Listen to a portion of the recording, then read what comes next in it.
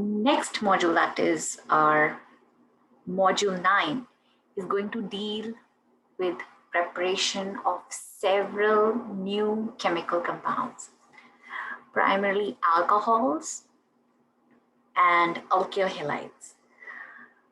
We will also be looking at different ways of adding halides and the hydroxyl groups and the methyl groups across a double bond. Now, before we begin, I want to remind you your module 3. From your module 3, we had learned that there are 3 types of electron donors, right? The negative atom, the lone pairs, and then the pi bonds. So in this particular chapter, we are going to look at pi bonds being the electron donor. When I say electron donor, they will become the nucleophilic entity. So remember, negative charge and lone pairs, we have been struggling between these two. And we know that the most strongest electron donors are the negative charges. Lone pairs are weaker electron donors than the negative charge. So in terms of basicity, in terms of nucleophilicity, we know that the lone pairs are weaker than the negatively charged atoms. And so the pi bonds are going to be the weakest of the electron donors. But these weakest electron donors, or the nucleophilic paths, can react with polar binary reagents. Polar means between the two atoms, you will see a polarity. Binary just indicates there will be 2 paths. For example, HX. X being your electronegative element will have the polar dipole pointing towards it. So this X will be partially negative, the H will be partially positive. X can be chlorine, bromine, iodine. It can also be OH in terms of water. It can be SH. It can be cyanide. Any of these groups which can create a partially negative charge. And that is what the polar binary reagents are. Okay, so there are 2 kinds of reactions that we are going to cover. And before we start doing any types of our addition reactions, so across this pi bond, you are going to see an addition occurring. So this is the nucleophile, and electrophile is going to add on this and give you electrophilic addition reactions. So this is what our alkene and alkyne additions are going to mean for us. The most simplest of these additions is when you have a hydrogen gas. And we have already looked at this particular experiment reaction where the reactive alkenes generate alkanes, which are stable and less reactive. What happens is we have a catalyst. It can be nickel, platinum, or palladium. Any of these. The metal ion has these hydrogens adsorbed on them. As soon as a double bond approaches, these hydrogen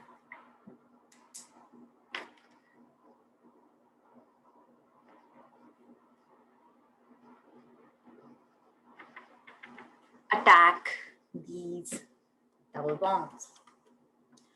This is happening at the same time. Both of these hydrogens are attacking at the same time. Okay? So this part where both the hydrogens are attacking from the same time and from the same direction, we get what is known as syn addition. Okay, so syn addition stereochemistry. Remember, when we were creating alkenes, we were also talking about stereochemistry, and we were also talking about regiochemistry. For the formation of the alkenes and the reaction of alkenes, we will be talking about the stereochemistry and the regiochemistry. So this is a saturation kind of a reaction. This particular side, when you have a catalyst, when you have hydrogen, this is not the electrophilic addition reaction. Why is that? Because both of them are attacking at the same time from the same side. And what is this electrophilic addition reaction? This is just a overview of all of the electrophilic addition reactions that we are going to look at. Look at this part. Your X, your X is all the halogens.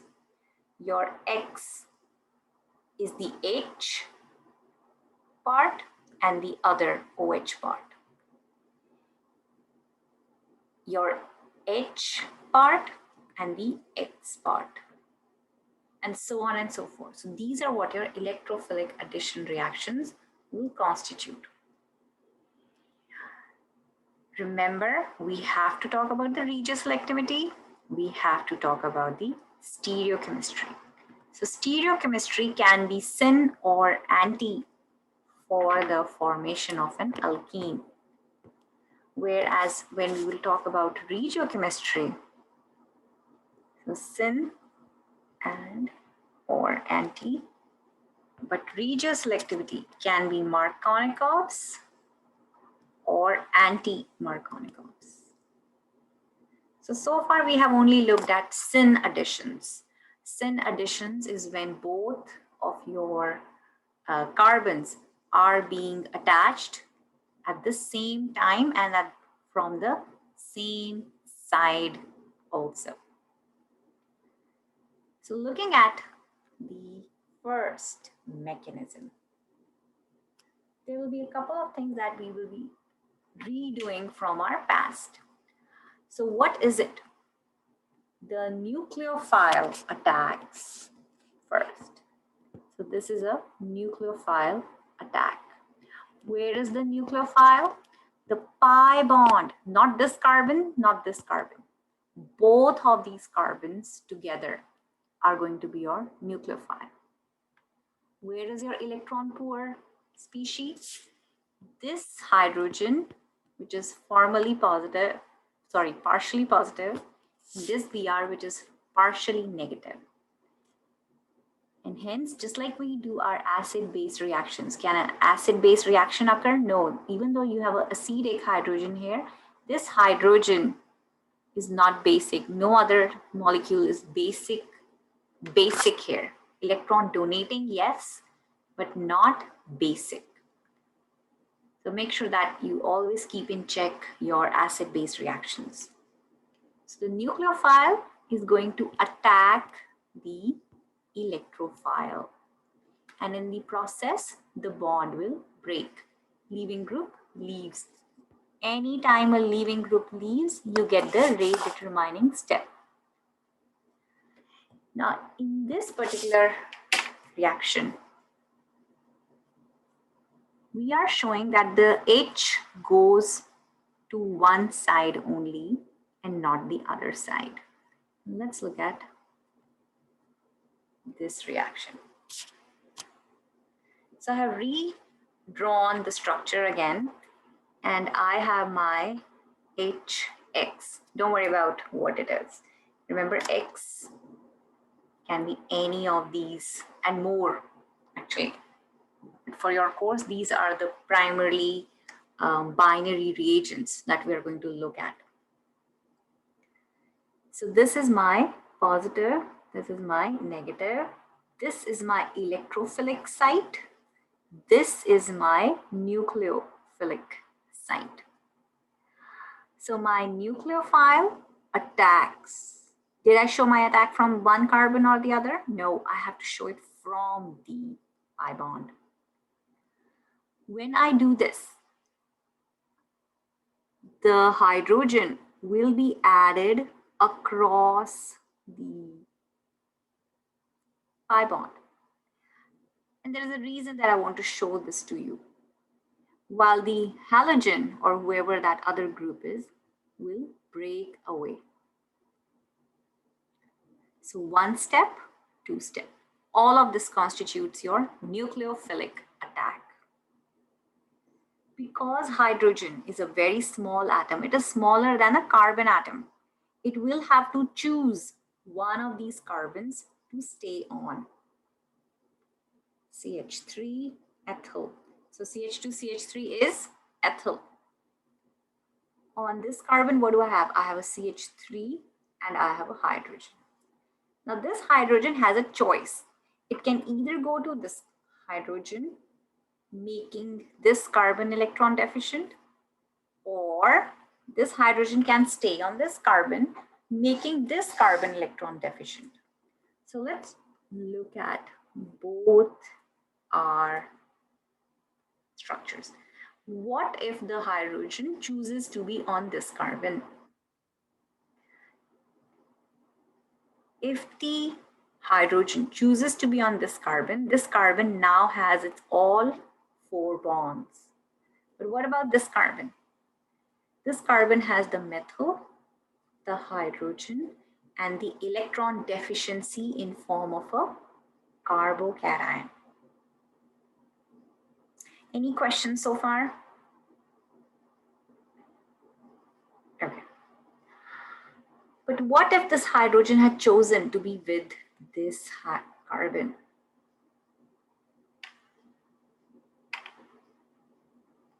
If that had happened, this hydrogen was right here on this carbon, what would happen to this carbon? This carbon is now electron deficient.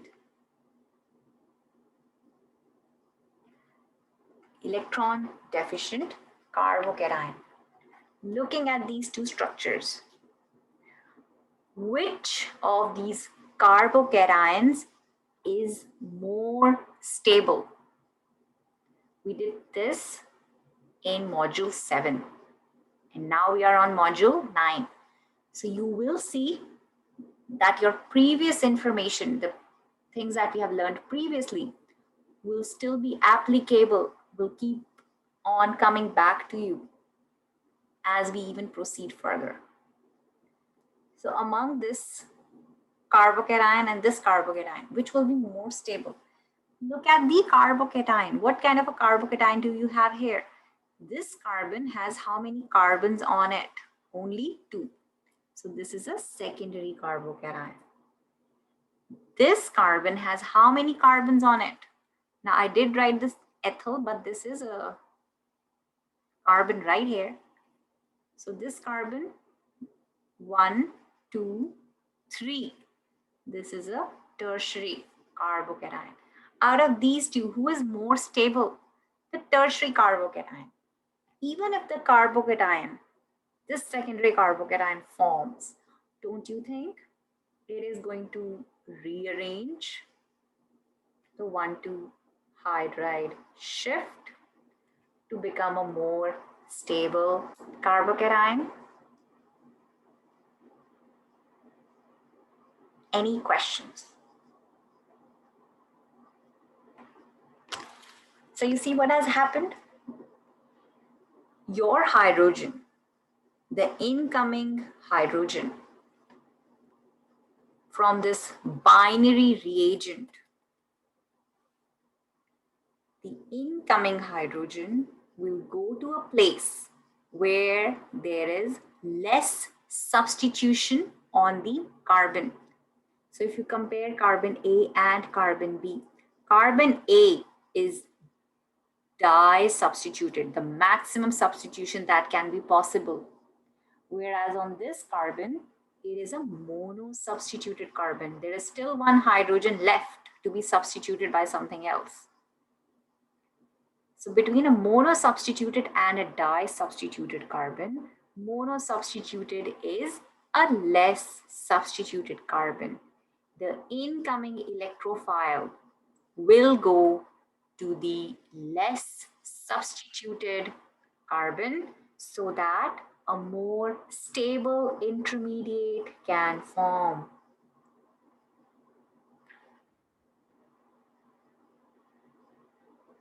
Any questions so far? So because this more stable intermediate will form, once the carbocation has formed, what is the next step? Whatever your X will be, whatever this X will be, it is going to go to the more substituted carbon.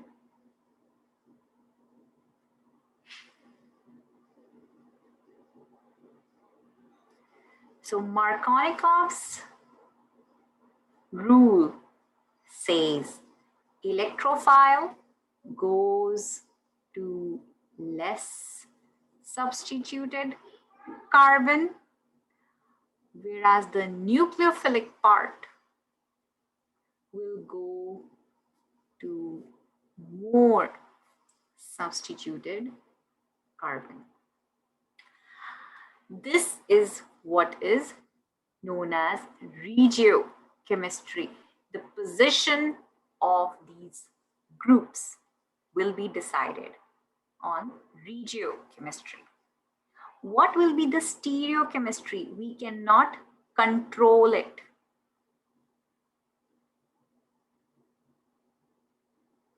For binary reagents like these, we cannot control the stereochemistry. Why we cannot control the stereochemistry? This carbon, this carbocation which has formed is sp2 hybridized. Remember, it is sp2 hybridized. It is a flat planar structure. The incoming nucleophile, this X, can attack either from the top or from the bottom. Any questions to what I just said?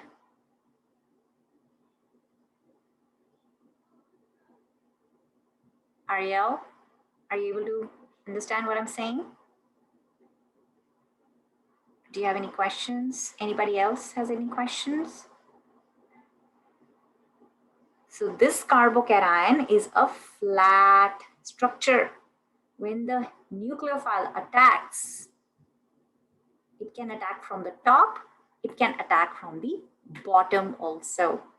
So you cannot control the stereochemistry. Whenever these carbocations are forming, you cannot control the stereochemistry. So with all the binary reagents, remember, whenever you're doing these reactions, you can look at Markovnikov's rule, but you cannot control whether you're going to have a syn addition or an anti addition. You cannot control them, not for these binary reagents. You will definitely be able to control the regiochemistry. So let's do another example here.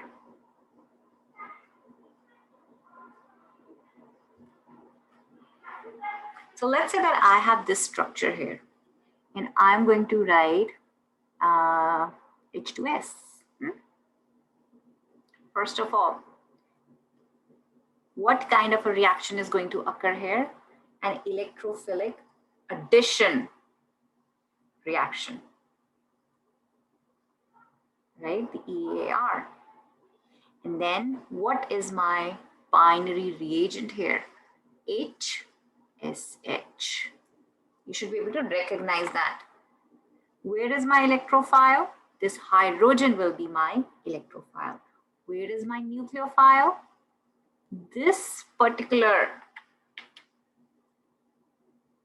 pi bond is going to be my electrophile.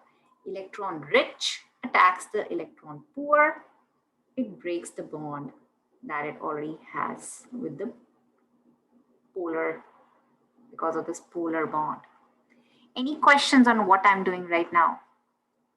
So what is it that I will get here across the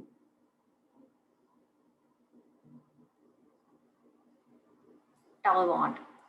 First of all, I need to identify where is my less stable carbon, less substituted carbon, and where is my more substituted carbon. Out of these two, labeled as A and B, where is my more substituted carbon?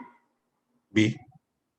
Very good. B is my more substituted carbon because it is di-substituted. On the other hand, carbon A is just mono-substituted.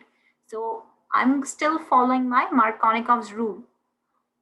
Out of A and B, where will my H go? And out of A and B, where will my SH go?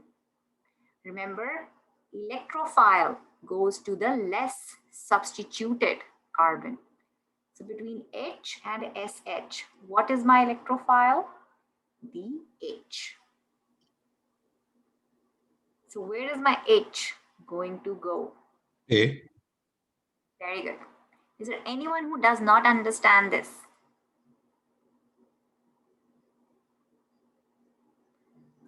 And so my SH will go to the more substituted carbon. What is the fourth bond here? I did not draw it out, but you must know that all hidden atoms are hydrogens. So this hydrogen and this SH have added across the double bond. Any questions? Okay, let's do another one.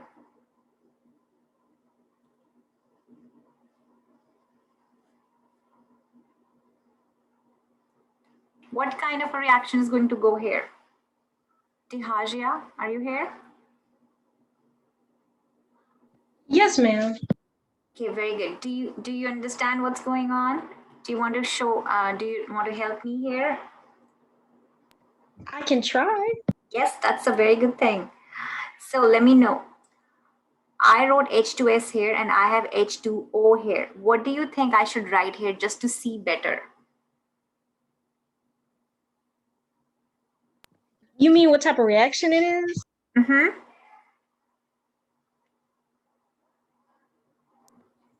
I'm not sure. So we are going to do an addition reaction. And I can write H2O as HOH. So I can see my reagents better.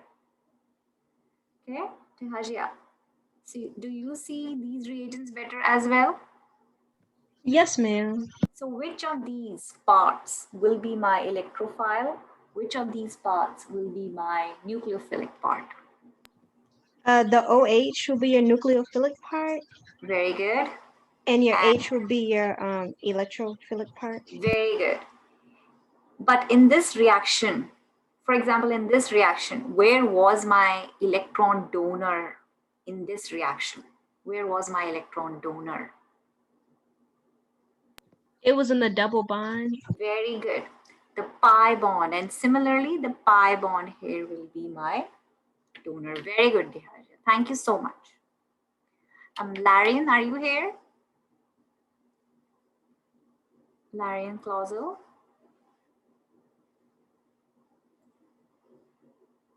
Oh, okay. Anybody else who's willing to help me with this?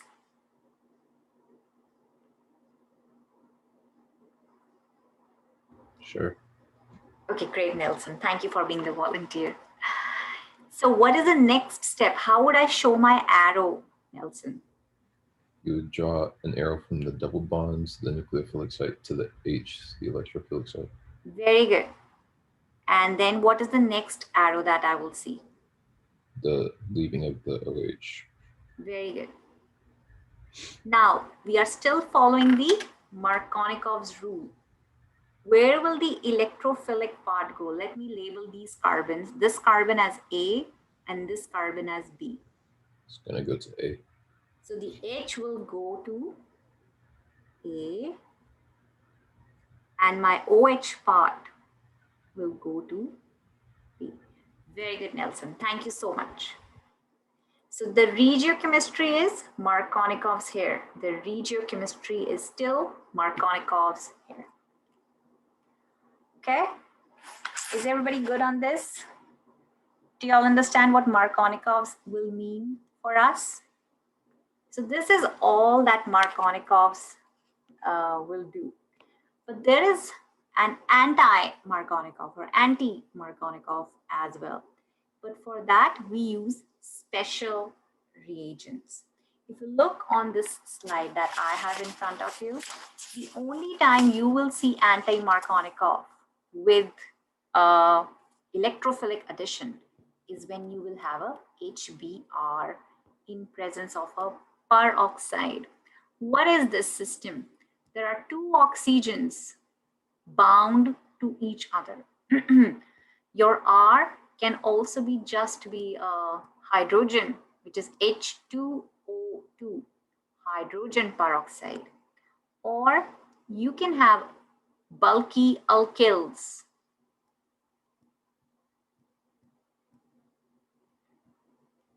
So this is a R group, this is a R group. You need to be able to recognize these two oxygens. Now this mechanism follows a radical reaction, and we will look that up in module 10. But for now, I want you to just trust me and believe that you are going to get an anti-Markovnikov's. What does anti-Markovnikov's mean? So far we had looked that the electrophilic part. So example, in this part, the electrophilic part is your H, still. The nucleophilic part is your Br, still.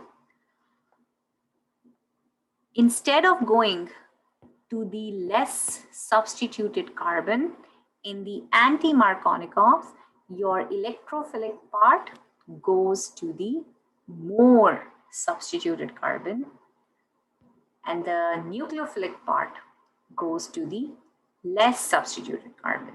So let's look at the examples that we just did.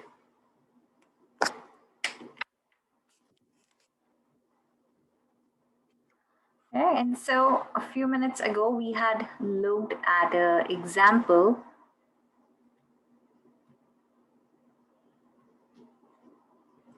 where we had HBr and we followed the Markovnikov's rule. This is A, this is B. The CH3H, ET, and CH3. So what will be across the double bond that has added? The hydrogen or the electrophilic part will go to the less substituted carbon. The less substituted carbon is right here, this B, this A. And the nucleophilic part will go to your more substituted carbon. So this is still following the Markovnikov's rule. However, with the same reagent, exactly same reagent, if I have HBr and let's say I have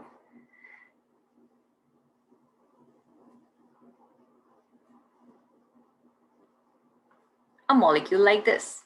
Now your job is to recognize this part. You have a peroxide linkage. This is no more a regular reaction. Just because of the presence of this peroxide, we are going to get a anti-Markovnikov's. Remember all the other groups, CH3H, ethyl and the CH3. They are going to stay as they are.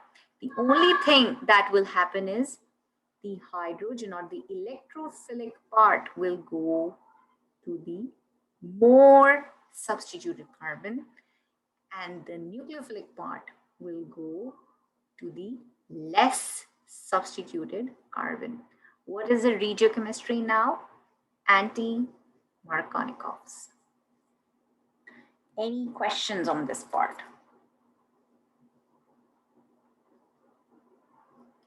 Okay. So remember, radicals and carbocations, both of them are sp2 and flat structures. You cannot control the stereochemistry with either of them. And so you have now known what are the two regiochemical steps that we have seen. Oh, let me do one more for you. Let's do another one. What if I had the same reagent and I use another, let's say some other binary reagent, and now I'm using the peroxide. Now what would I get? What kind of regiochemistry should I get? Before I make my product, let me ask you this. What is the kind of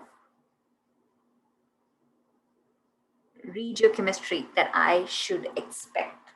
And I just told you the answer. Anybody?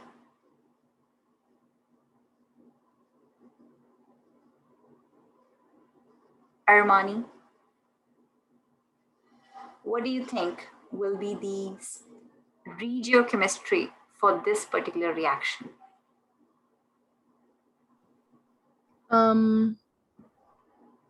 Would it be AM? Okay, so very good, Armani. This is something that I wanted all of you to know. The anti-Markovnikov reagent, the anti-Markovnikov regiochemistry will only happen when there is a combination of a HBr and peroxide. Only then. If you have any other binary reagent with the peroxide, you will still get the Markovnikovs. At that point, peroxide will not be effective. Okay, so this is a special reagent that I want all of you to know and understand. Okay, and thank you, Armani. I am glad that you were following.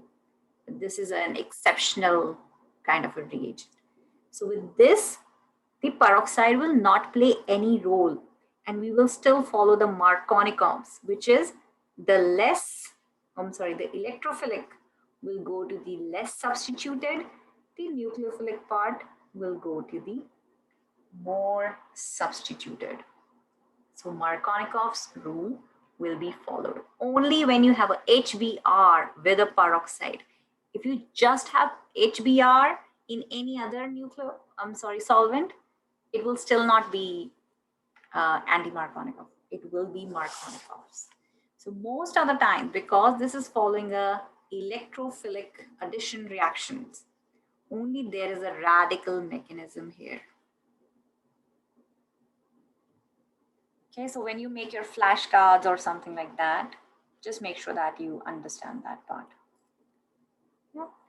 And this has a lot to do with the reactivity of our hydrochloric acids, not hydrochloric, hydrohalide acids. When we look at the reactivity, the HI will react the fastest. Why?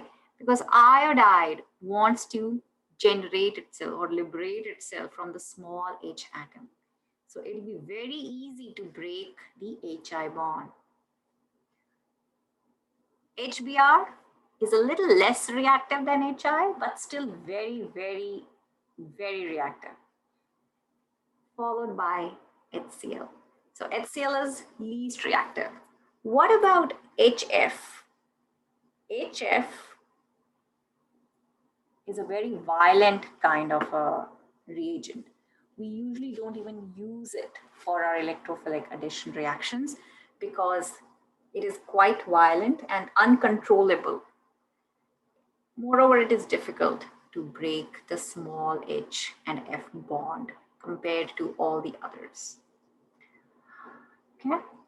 The next part of our addition reactions, and once you understand these electrophilic addition reactions, is formation of alcohols. And we are going to look at 3 kinds of reactions. The first part is your general electrophilic addition reaction. And we just did it a few minutes ago. When you have H2O, you will consider it as HOH. You will just do your electrophilic addition reaction, and your OH part will go to the more substituted carbon, the H part will go to the less substituted carbon. Markovnikov, regiochemistry. Stereoselectivity, we cannot control that because you are going to get a flat carbocation structure.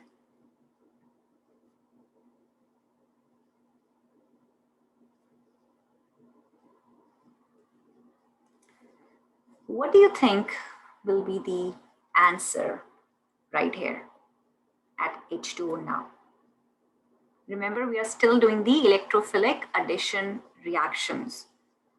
So where are you going to do your H2O now? Before you start to think of an answer, always think of the mechanism. Always think of mechanism. So the ones that I showed you were quite straightforward, but all the incoming reagents and the reaction that we are going to do and the kind of reaction that you will actually get in your tests and your exam will not be as straightforward. Always think of the mechanism. What is the first thing that is going to happen? Your H and OH, your pi bond is going to attack the hydrogen because it is electrophilic. Break this OH bond. And why don't you just give hydrogen to one of these locations? Plus,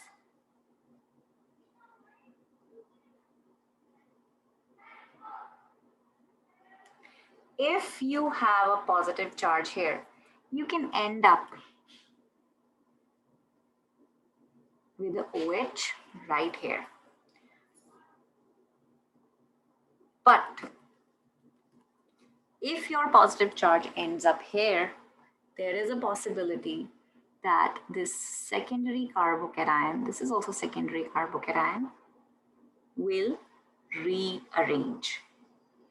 So just looking at this, I'm going to do a methyl shift, 1 to methyl shift. And what would I get?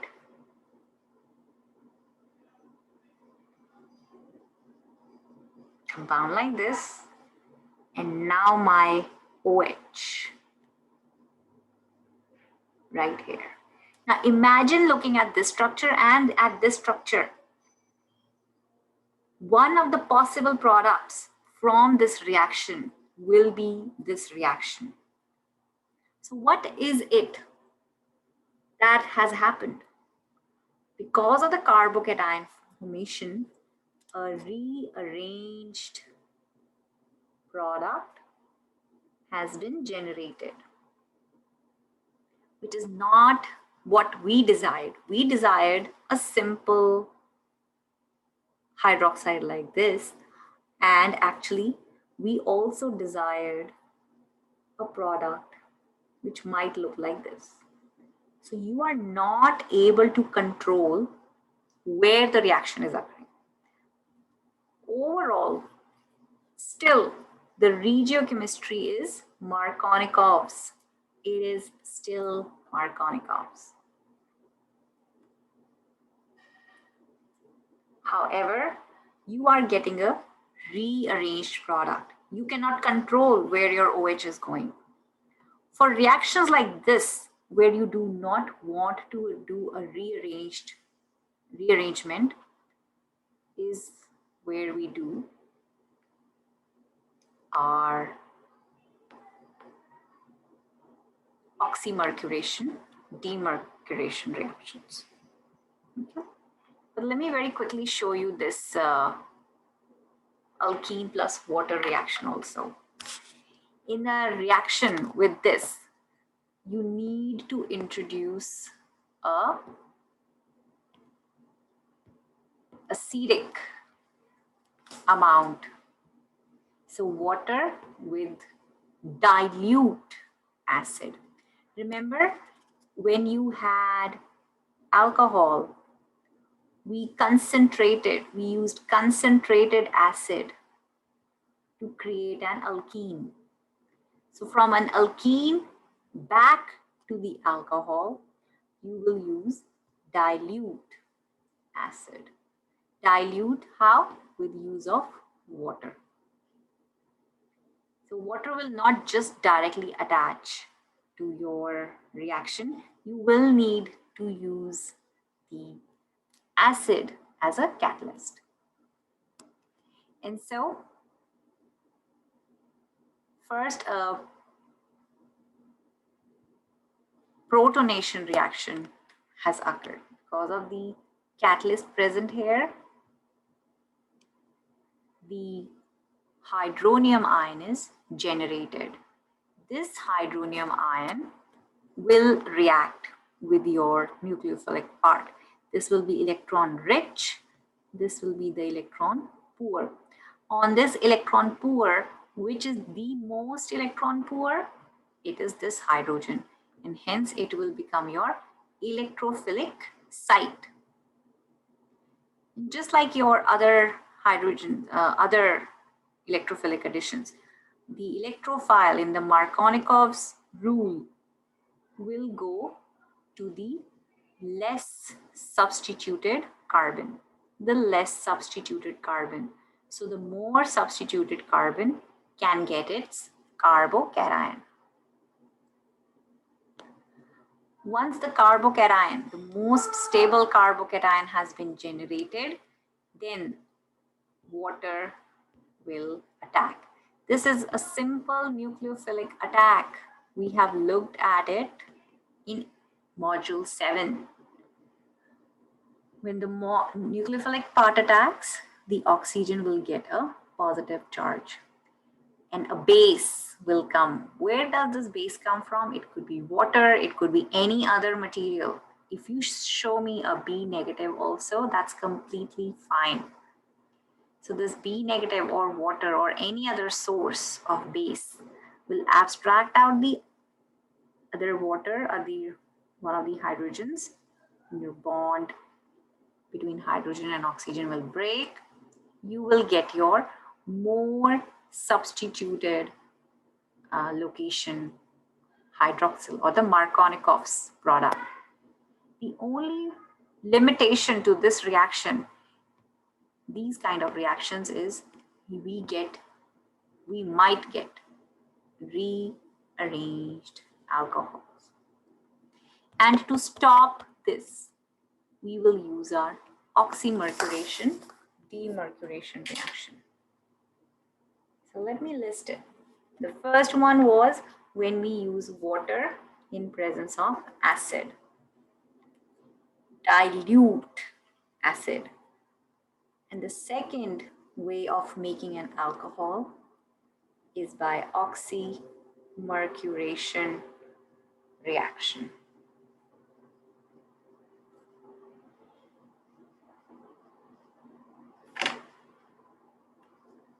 Okay. Now let's look at the mechanism. And the mechanism is again very important for the formation of this alcohol also. The first part is not direct addition. I want you to look at the reagents.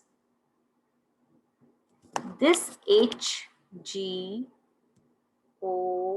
acetate. So this is what the acetic part is. The acetate part is in water. This solvent is also very important. Whatever is this solvent will be added as the nucleophilic part. So your mercuric acetate twice and sodium borohydride. The borohydride looks something like this,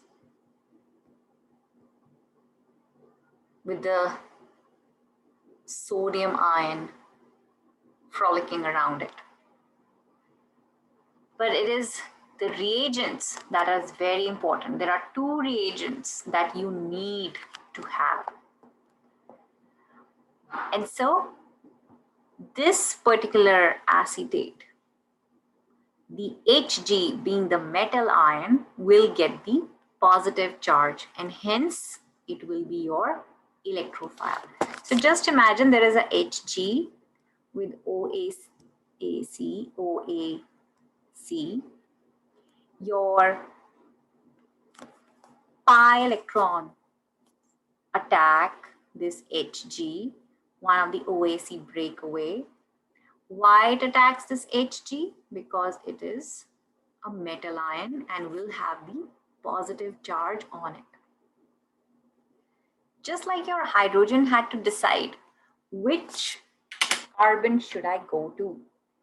That's the same thing that is happening to your Hg, OAC, OAC kind of a molecule also.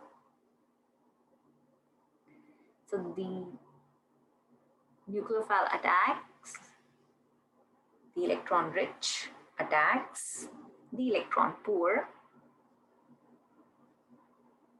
and this Hg with the OAC is hanging on between these two carbons, deciding where to go.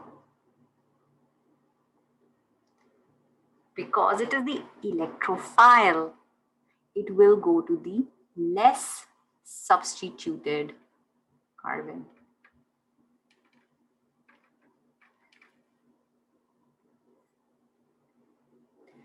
But in the meantime, it forms a cyclic intermediate.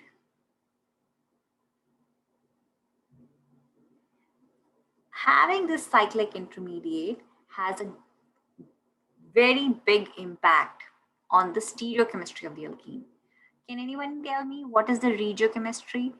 Regiochemistry is the position of the incoming electrophile. Where is the incoming electrophile going to go? Is it going to go to the less substituted carbon or is it going to go to the more substituted carbon? So because the electrophile will go to the less substituted carbon, the regiochemistry of this reaction, of all oxymercuration, demercuration reactions, will be a Markovnikov regiochemistry.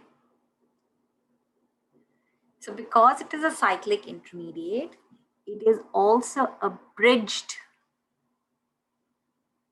cyclic intermediate. So what does it look like? It looks something like this.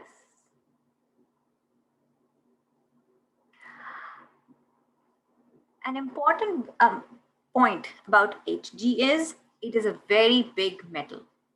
It is bigger than the carbons combined. And so it is so close to them that these guys look like tiny dots.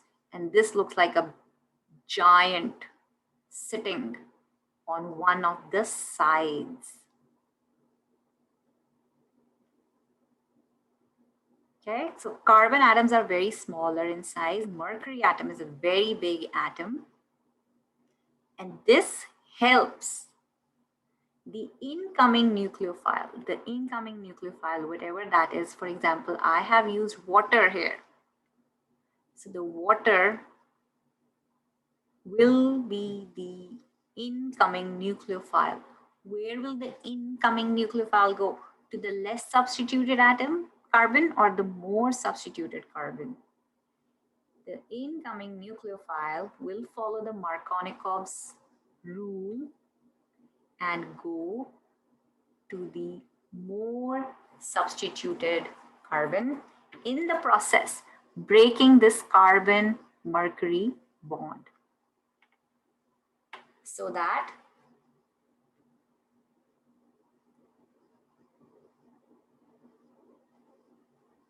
the mercury goes to the other location.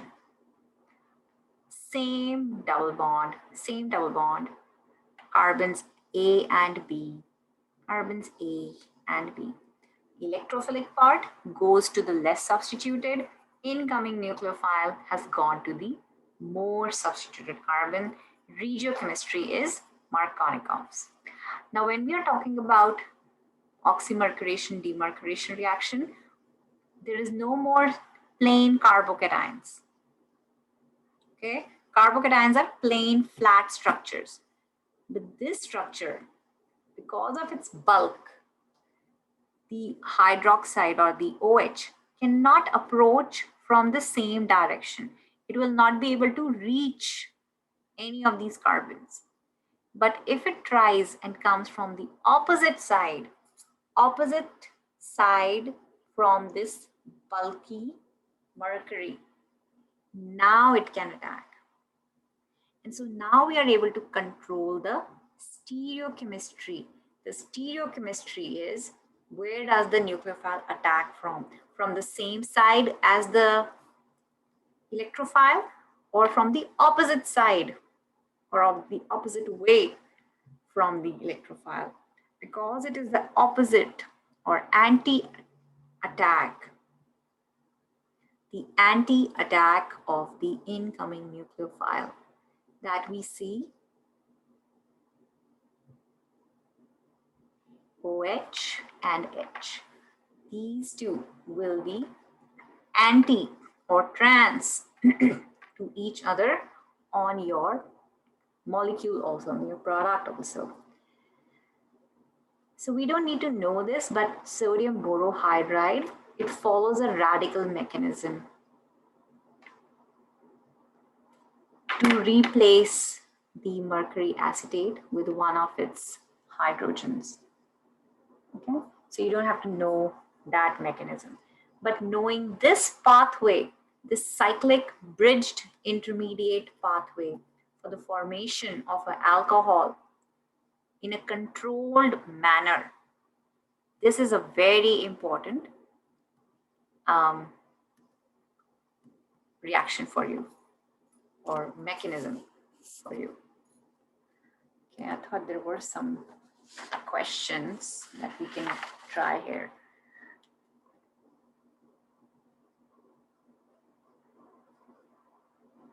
Let's try the same reaction here. Oh, sorry, I should not have written here. I'm going to draw the same reagent. From this reaction, we got these three probable reactions. But if I have a structure like this, and I'm using my mercury acetate with water, and I have sodium borohydride, what is the product I'm going to see? From this, I know that my mercury will make a bridged intermediate. My water molecule will attack from one of the sides. Now, because there is no preference of substitution, this is a mono-substituted, this is mono-substituted. I can attack at either location. And so when that OH will attack, this bond will break.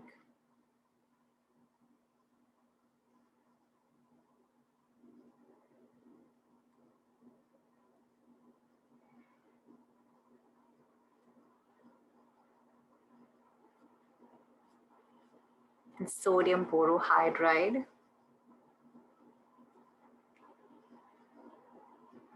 will just replace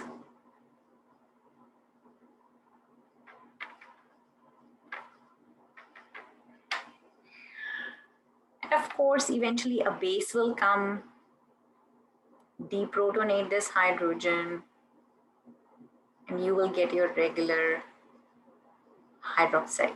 So I can get a H here, or I can get a OH here also if my OH had attacked here. But because there was no preference, what if there was a preference?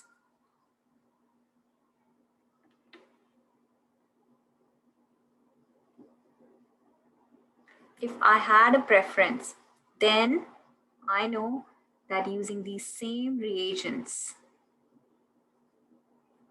H2O, sodium borohydride, I will get only one kind of a product, no rearrangements. OH, right here, no rearrangements. Oh, any questions? Any questions from here? Okay, let me ask you a question then.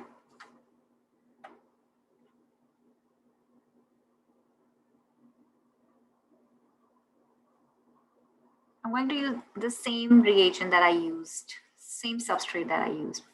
But instead of water, I'm going to use something else. I'm going to use a methanol.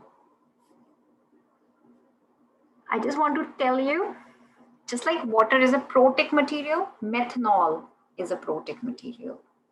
And so what will be my product here? My product will be anti-Markovnikovs or Markovnikovs. It will be Markovnikovs. So regiochemistry is Markovnikov, stereochemistry is anti. Regiochemistry is Markovnikov, stereochemistry is anti. What has happened instead of water attacking? The lone pairs of oxygen from the methanol had attacked. Just like the deprotonation will occur in water, the alcohol also faces similar deprotonation. Okay. So I guess all of you are feeling what is regiochemistry and what is stereochemistry. Do you all understand what is regiochemistry and what is a stereochemistry? Anybody have any questions regarding that? So during the formation of an alkene, okay, when we are forming an alkene,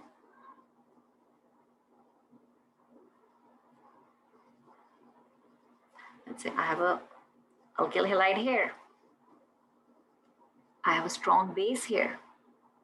This is a secondary substrate. I have a strong base.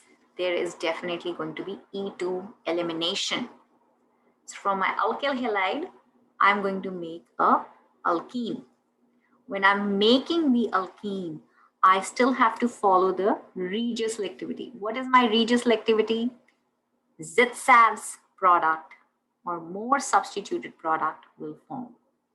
If I had used a bulky base, I would have formed the Hoffman product. What is my stereoselectivity? Did I make a cis? Did I make a trans? So a cis or a trans is also considered while we are doing the alkene formations. When we are doing the alkene addition reactions, then our regiochemistry or the position of your incoming nucleophile will be decided by the Markovnikovs or the anti-Markovnikovs rule. Whereas the stereoselectivity will now be decided whether the attack of the nucleophile will be anti to the already existing electrophile or will it be syn from that already existing electrophile. Any questions on what I am saying right now? Okay, did you all copy all this? And I want all of you to understand that we have just done, I have just shown you a two-step synthesis from an alkyl halide to an alkene to a ether. So we have formed an ether here, OCH3 here. In this particular reaction, we had formed a alcohol. I can use the same step to make this alkene, right? It's the same alkene. But instead of making anything, I formed a tertiary alcohol here. So know your synthesis also. Has everybody copied this part? Anybody needs to copy this part? All right, very good. Because I'm going to launch a poll. During alkene formations, what constitutes the correct fact? Okay, so when we are forming an alkene, what is it that we are looking at? So remember, I'm talking about the alkene formations, not alkene addition reactions.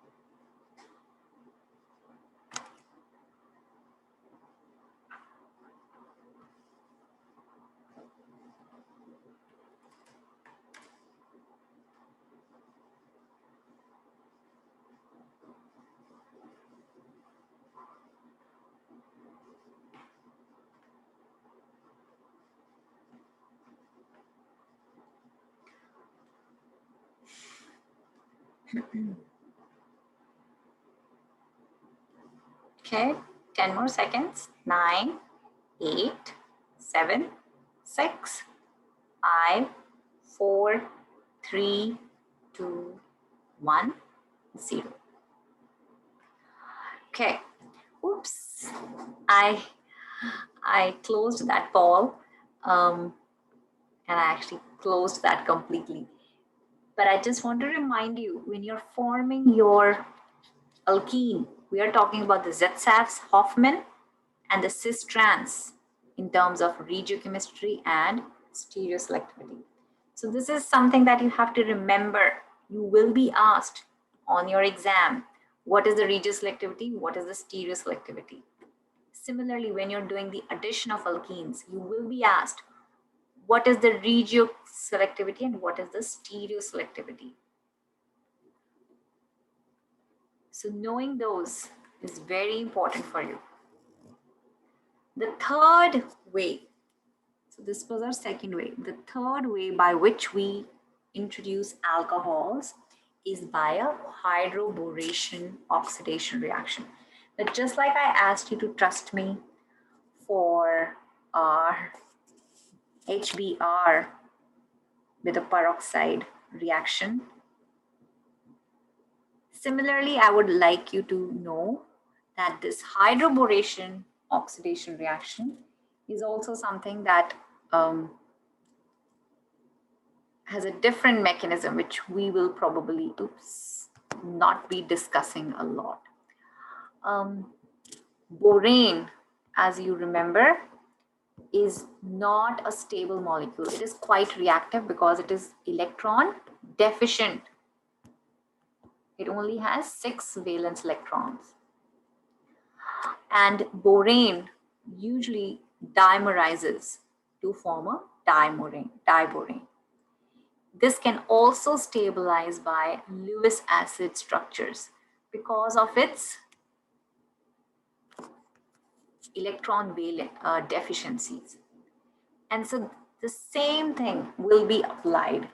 We have a borane H or any boron reagent. Anytime you see a boron reagent, you need to remember we are going to do a boration reaction. It could be B2H6, it could be BH3. Some of the reagents that we have already seen is a 9BBN. It's a very popular reagent. We use that for alkynes. So borane, diborane, and just borane, they are used usually for alkenes. 9-BBN and other borane reagents are used for alkynes. Now, what happens here is, let's say that you have this alkene. Because of its electron deficiency, borane becomes your electrophilic part.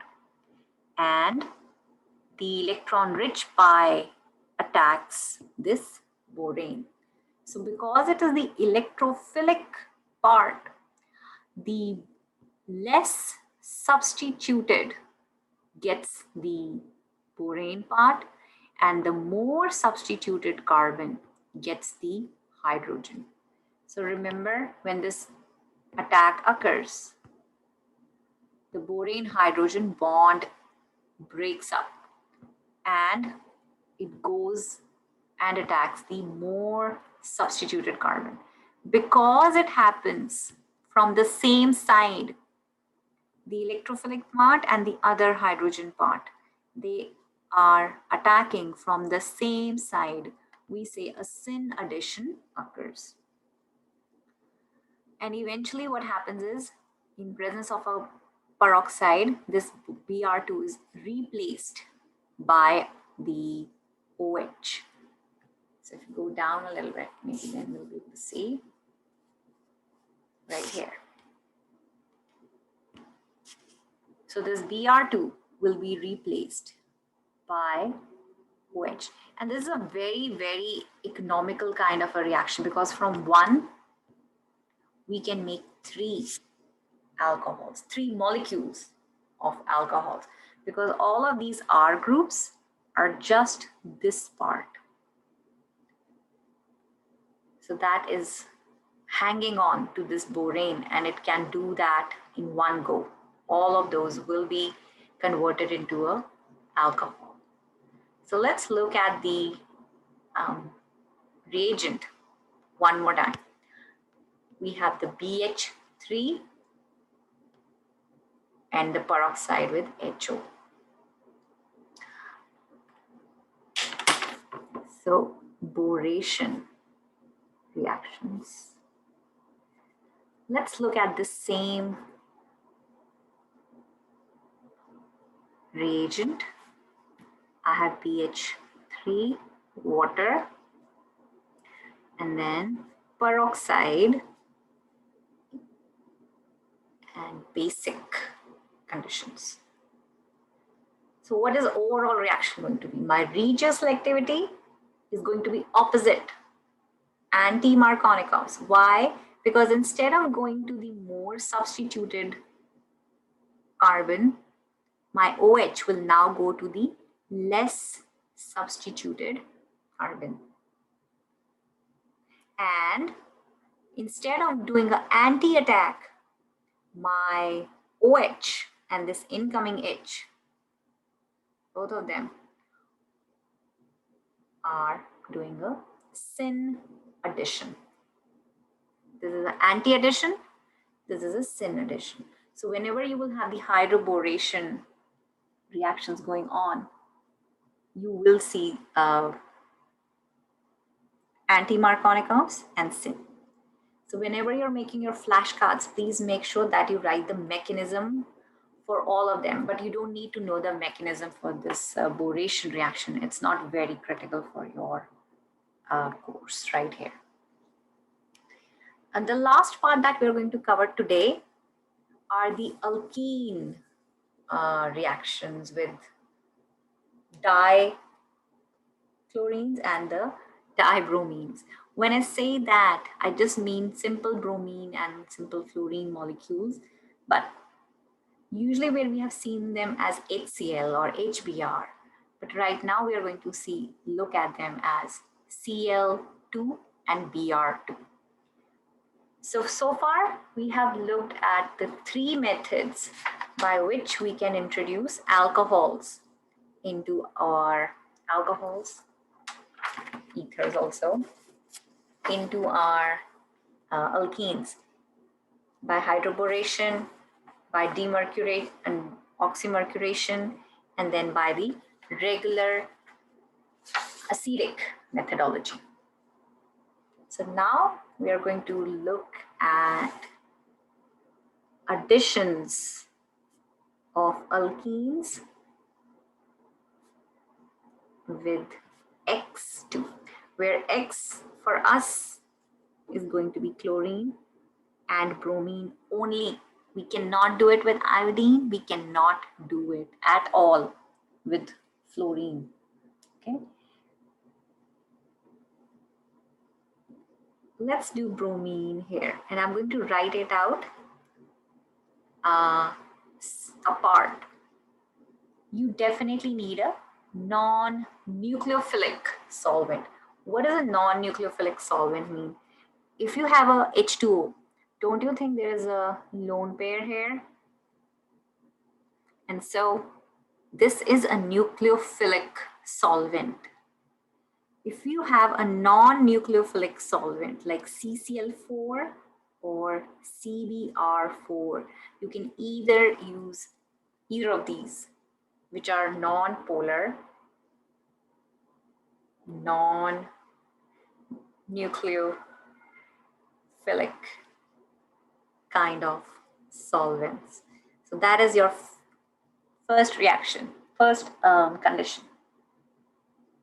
Okay. And let's use our CH3H, CH2, CH3 with a CH3. So this reaction and our mercuration reaction, they have very similar mechanism.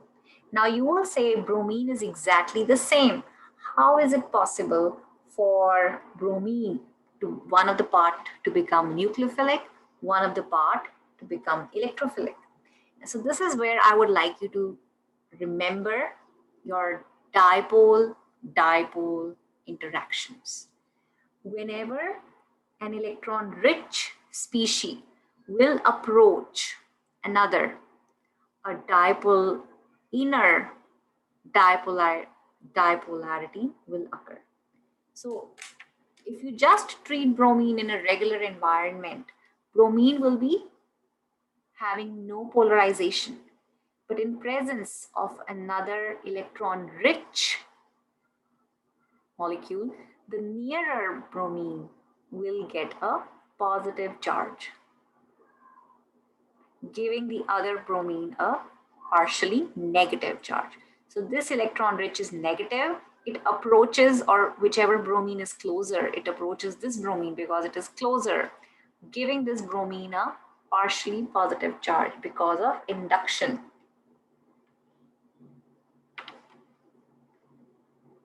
And so this one bromine becomes electrophilic, making the other bromine as nucleophilic. And that is the primary reason this reaction will ever occur. So this electron rich goes and grabs the electron poor, kicks it out. Just like in your HBr,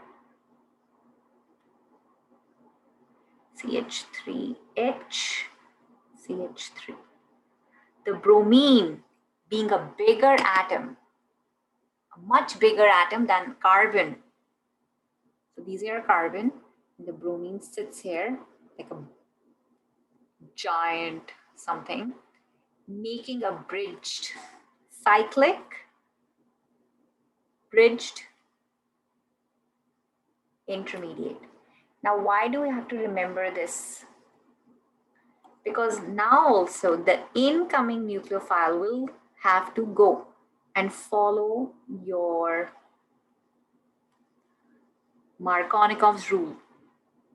Which carbon is more substituted? This carbon is more substituted. This is where the incoming nucleophile will come and attack. Can it come and attack from the same side, from this bulky giant cycle? It cannot. And so it will attack from the anti side, from the opposite side. So if this bridge is upwards, the nucleophilic attack will occur from downwards. So this is where your nucleophilic bromide will attack. Overall, regioselectivity. So when this attack will occur,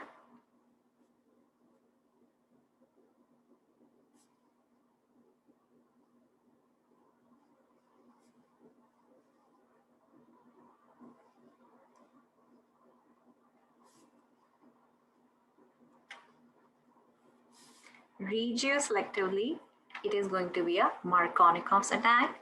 Stereoselectively, it is going to be the anti-addition. The nucleophile attacks anti to your already existing electrophile. Now, I just want to tell you, the bromine will never make two bonds. This system of the bromine just sitting on these two carbons appears to make the two bonds. However, this fleeting polarization does attach. You know, when we talk about chemical bonds, it's not really a bond is present between two elements. Okay, we just assume it because it is easier for us to look at it. What is really happening is the orbitals, the electrons of the orbitals are overlapping and they're so close to each other that they move together wherever they have to go. So bond is not actually a physical thing. You cannot touch it. So similarly, these interactions are so close to each other that we give them dotted lines that it appears to have a bond. It's not really a bond, but it appears to have a bond. Their orbitals are so close to each other that they can almost overlap on each other. For example, this carbon-carbon, they are making their sigma bond. There is a definite overlap between the orbitals of these two atoms. But when this bromine is abstracted from this system, it is just sitting there very close to these carbon atoms that it appears to have a bond. But this bulk will not let any other ligand come near this system unless you are coming from the opposite side. And that is what the anti-attack is. Once this nucleophile attacks at this carbon, this carbon's octet will be complete and it will kick out any other atom which is trying to make a bond with it. So what will I get? My less substituted carbon will have the bromine, and my more substituted carbon will have the nucleophile. Now in our case, our nucleophile was bromine. So I'm just going to leave it like this. But opposite to each other. So if you have a system like this, and you put Br2 with CCl4, let's say, I will have Br plus Br. So both of them enantiomeric, but both of them trans or anti to each other. So I will see both of these results there. How about if I do not have a polar solvent? In absence of a polar solvent, what will happen then? So I have this particular system, exactly same reagents I'm going to use.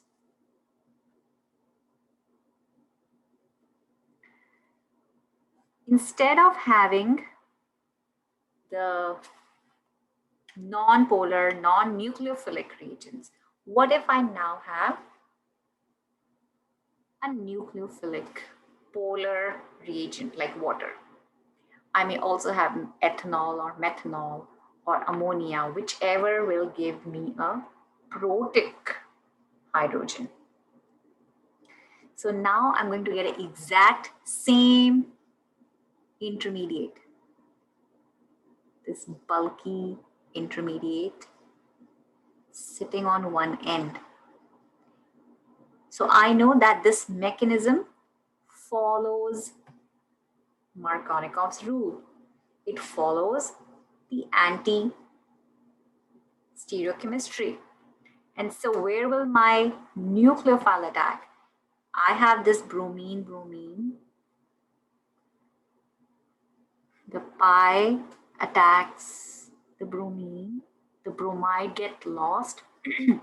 But between this protic polar solvent and between this Br, the lone pairs of oxygen will be stronger electron donors. Bromide, on the other hand, is quite stable. It's a weak base, weak conjugate base, weak electron donor because it is quite stable on its own. It does not want to react. On the other hand, the water or methanol or ethanol or amine, whichever protic material you will have here, would want to react more because of their ability to give away their lone pairs. And so the nucleophile will attack from the anti position in the Markovnikov's fashion to the more substituted carbon, and your bromide will be kicked out. So what is the kind of product that you are going to see? So this is my original molecule, all the groups from my original molecule. On the less substituted carbon, I will have my bromine, and on the more substituted carbon, I will get my nucleophilic molecule. I will have to do a deprotonation. I will need a base. What is that base? We don't have to worry about that as long as you write B negative. And this will break. You will get anti or trans generated product. Okay, we are going to go ahead and stop here today. We are going to have a quiz at this point. 5 more minutes.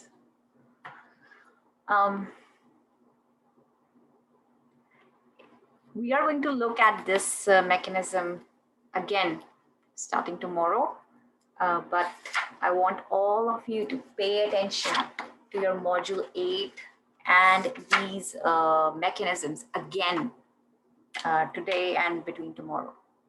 Okay, so let's go to our quiz section.